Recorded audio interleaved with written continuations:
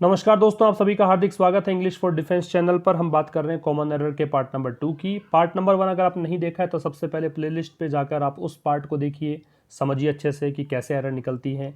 और ये सारा जो कलेक्शन है आपके सामने, जो सीरीज़ आ रही है कॉमन एरर की, वो सारे का सारे कलेक्शन जो है वो आपके एग्जाम के पॉइंट ऑफ व्यू से बहुत इंपॉर्टेंट है।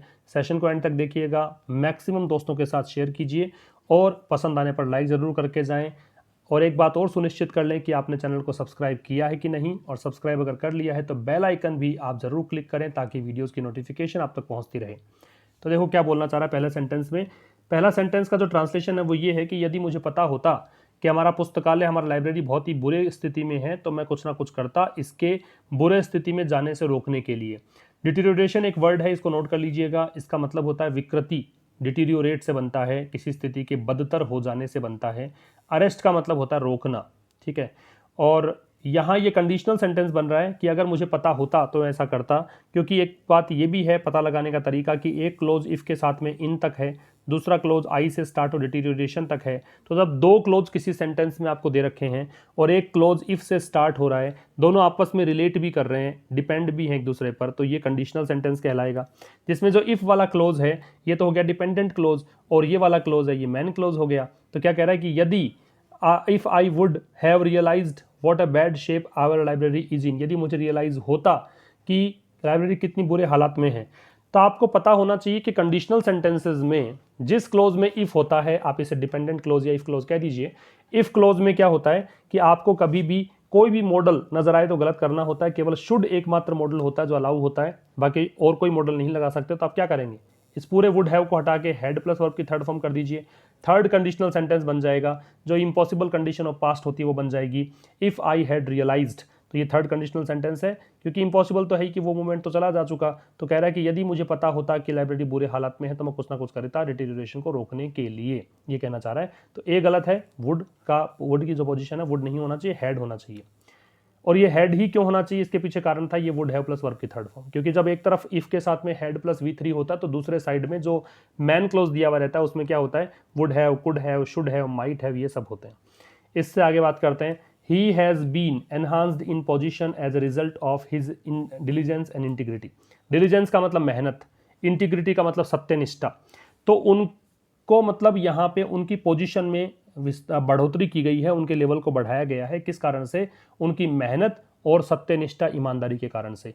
एनहांस जो होता है वो किसी चीज़ की क्वालिटी बढ़ाना, किसी चीज़ की सुंदरता बढ़ाना, उसके लिए यूज़ करते हैं। और अगर आप यहाँ यूज़ करते एलिवेटेड तो ये सही होता, लेवल में बढ़ने को, लेवल में बढ़ोतरी होने को एलिवेट यूज़ करते हैं, तो यहाँ पे एलिवेटेड आना चाहिए। अब आप में से कुछ का मानना ये भी हो सकता है कि यहाँ पे हैज़ बीन नहीं आए, पैसिव वॉइस की जगह एक्टिव वॉइस ही कर दें, क्योंकि बीन के साथ वर्ब की थर्ड फॉर्म तो पैसिव वॉइस होता है। इसको एक्टिव ही कर दें कि वो पोजीशन में उन्होंने बढ़ोतरी की है, वो पोजीशन में ऊपर बढ़े हैं, हो सकता था। लेकिन ये दो गलतियां तो हो नहीं सकती ना कि बी वाला सेक्शन भी गलत हो और ए वाला सेक्शन भी गलत हो। तो इसलिए आप गलती मानेंगे बी वाले पार्ट को। ए वाले पार्ट में पैसिव वॉइस संभव है, क्योंकि किसी को प्रमोट करना किसी दूसरे के हाथ में होता है, खुद प्रमोट नहीं हो सकता। तो इसलिए उन्हें प्रमोट किया गया, उनकी पोजीशन को एलिवेट किया गया, ये भी तो हो सकता है। इसका मतलब तो पैसिव तो बन सकता है, लेकिन ये एनहांस्ड गलत है।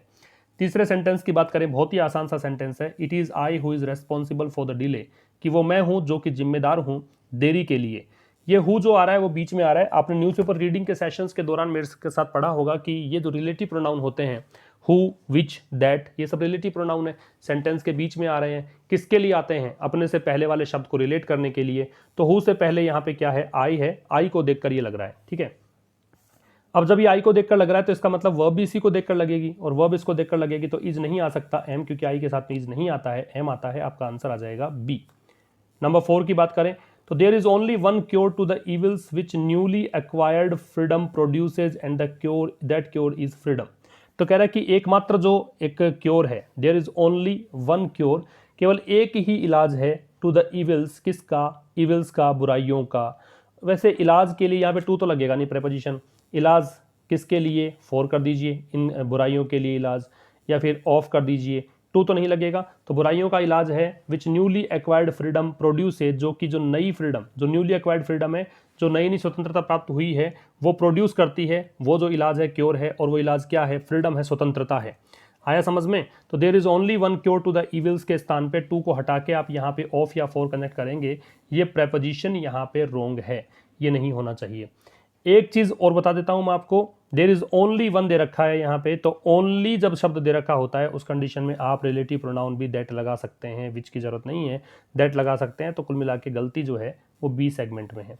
नंबर 5 की बात करें तो he flew over extensively the Pacific last winter. तो ये कह रहा है कि वह, फ्लू का मतलब यहाँ खुद उड़कर नहीं गया, एरोप्लेन में गया है, वो पैसिफिक प्रशांत महासागर है उसके ऊपर से वो गुजरा, लास्ट विंटर पिछले सर्दियों की बात है। तो किसके ऊपर से गुजरा है, ये ओवर जो है वो किसके लिए आ रहा है, इस पैसिफिक ओशन के ऊपर से, तो इस कारण से ओवर यहाँ आना चाहिए। इसकी पोजीशन गलत है, एक्सटेंसिवली का मतलब नहीं है, इससे ओवर यहाँ आएगा। एक्सटेंसिवली मतलब विस्तृत रूप से, क्योंकि बहुत लंबी यात्रा थी, बहुत ही विस्तृत यात्रा, इसलिए एक्सटेंसिवली का प्रयोग किया, तो आपका आंसर बी हो जाएगा, एक्सटेंसिवली ओवर। फिर नंबर 6 की अगर बात करते हैं तो in 1906 earthquake destroyed much of San Francisco. तो कह रहा है 1906 में एक भूकंप ने सैन फ्रांसिस्को को लगभग डिस्ट्रॉय कर दिया था। तो अर्थक्वेक से पहले देखो ए लगा रखा है, वाउल साउंड है, एन अर्थक्वेक आना चाहिए, ए अर्थक्वेक नहीं आएगा, ए आएगा आंसर। फिर इसके बाद में his parents does not approve of his business. Parents चूंकि प्लूरल होता है तो डज नॉट नहीं आएगा, जब सब्जेक्ट प्लूरल हो तो वर्ब भी प्लूरल लगनी चाहिए।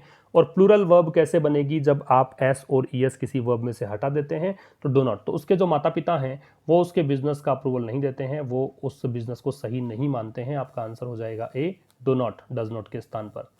Number 8, the college library, library की स्पेलिंग यहाँ पे गलत है, LIBRARY आना चाहिए ना, is not only equipped with very good books but also with the latest journals. हमारी जो कॉलेज लाइब्रेरी है वो ना केवल उसमें अच्छी बुक्स हैं, इक्विप्ड विद का मतलब होता है सुसज्जित होना, तो ना केवल वो बुक से सुसज्जित है बल्कि यहाँ पे लेटेस्ट जर्नल्स भी मिल जाएंगे आपको। तो नॉट ओनली के साथ में देखिए बट ऑल्सो तो दे रखा है आपको, लेकिन एक चीज़ और चेक करनी होती है आपको, ये 3 में बता रहा हूँ पेयर, आपको नोट कर सकते हैं इस चीज़ को, ईदर और का पेयर हो, या फिर आपके पास पेयर दे रखा है नीदर नोर, या फिर पेयर दे रखा है नॉट ओनली बट ऑल्सो। तो एक तो आप ये चेक कर लीजिए कि इसके बाद वाला पार्ट आ रहा है कि इधर के बाद और है क्या, नीदर के बाद नोर है क्या, नॉट ओनली के बाद बट ऑल्सो है क्या।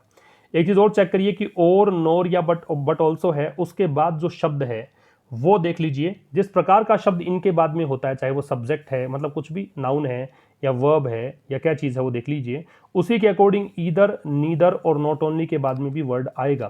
तो देखिए वो स्ट्रक्चर देखिए, तो बट ऑल्सो के बाद में विद के साथ नाउन दे रखा आपको विद द लेटेस्ट जर्नल्स, वैसा ही एक और स्ट्रक्चर यहाँ पे क्या है, विद वेरी गुड बुक्स, विविध है, फिर एडजेक्टिव है, फिर नाउन है, वेरी यहाँ पे एडवर्ब है, वैसा ही यहाँ पे है, जर्नल्स यहाँ पे नाउन है, लेटेस्ट यहाँ पे एडजेक्टिव है। तो विद प्लस ये स्ट्रक्चर कहाँ पे है, तो विद द लेटेस्ट जर्नल्स दे रखा है, वैसे ही यहाँ पे नॉट ओनली की पोजीशन इक्विप्ड के बाद में होनी चाहिए। तो दो चीज़ें हमने देखी, नॉट ओनली बट ऑल्सो आ रहा है, ये परफेक्ट है। फिर हमने देखा कि बट ऑल्सो के बाद का स्ट्रक्चर कैसा है, तो हमने पाया कि विद के साथ कुछ जुड़ा हुआ है, तो ऐसा ही स्ट्रक्चर नॉट ओनली के बाद होना चाहिए था, जो कि तब होगा जब आप इक्विप्ड के बाद नॉट ओनली का प्रयोग करेंगे। तो सेंटेंस कुछ ऐसा बनेगा, the college library is equipped not only with the very good books but also with the latest journals, answer हो जाएगा B. Number 9, the lovers walked besides each other in silence. तो लवर्स जो है, प्रेमी जोड़ा जो है, वो एक दूसरे के साथ साइलेंस में चलता रहा, चलता गया। बिसाइड्स जो शब्द होता है इसका मतलब के अतिरिक्त होता है, और एक इसी की तरह का वर्ड होता है बिसाइड, इसका मतलब के नज़दीक होता है, ठीक है ना। बिसाइड का मतलब के नज़दीक, बिसाइड्स का मतलब के अतिरिक्त। तो चूंकि के अतिरिक्त तो आएगा नहीं, बिसाइड ही आएगा, आज साथ साथ में जा रहे थे, पास पास में जा रहे थे, बिसाइड। और ये बिसाइड्स याद करने का तरीका है कि बिसाइड्स में बिसाइड के अतिरिक्त एस जुड़ा हुआ रहता है, तो ये के अतिरिक्त है, ये के अलावा, तो एडिशनल है ये, ठीक है। और एक प्रश्न है, मैन आर वांटेड, कि आदमियों की जरूरत है, पुरुषों की जरूरत है, for the army and the navy and the air force. देखिए ये एंड 2 बार नहीं आएगा, आर्मी के लिए जरूरत है, नेवी के लिए जरूरत है, एंड को हटा दो, कॉमा लगा दो, आर्मी के लिए जरूरत है, नेवी के लिए जरूरत है, फिर लगा दीजिए एंड द एयरफोर्स, और एयरफोर्स के लिए जरूरत है। जब कोई सीरीज चलती होती है तो एंड लगता है लास्ट जो टर्म आएगा उससे पहले। तो व्यक्तियों की जरूरत है, यार वांटेड तो पैसिव हो गया, बी के साथ वर्ब की थर्ड फॉर्म आ रही है, आर्मी के लिए, नेवी के लिए और एयरफोर्स के लिए। और एक बात और यहाँ पे देख लीजिए, कहीं पर प्रश्न आपसे पूछ सकते हैं कि ये जो सेना के तीनों अंग हैं, ये थल सेना हुआ, ये जल सेना हुई, ये वायु सेना हुई, इन सबसे पहले द का प्रयोग है, तो आर्मी से पहले द है, नेवी से पहले द है, एयरफोर्स से पहले द है। तो ये हमारा कॉमन एरर पार्ट नंबर 2 हुआ। मुलाकात होगी अब नेक्स्ट पार्ट में, तब तक के लिए नमस्कार, थैंक यू वेरी मच।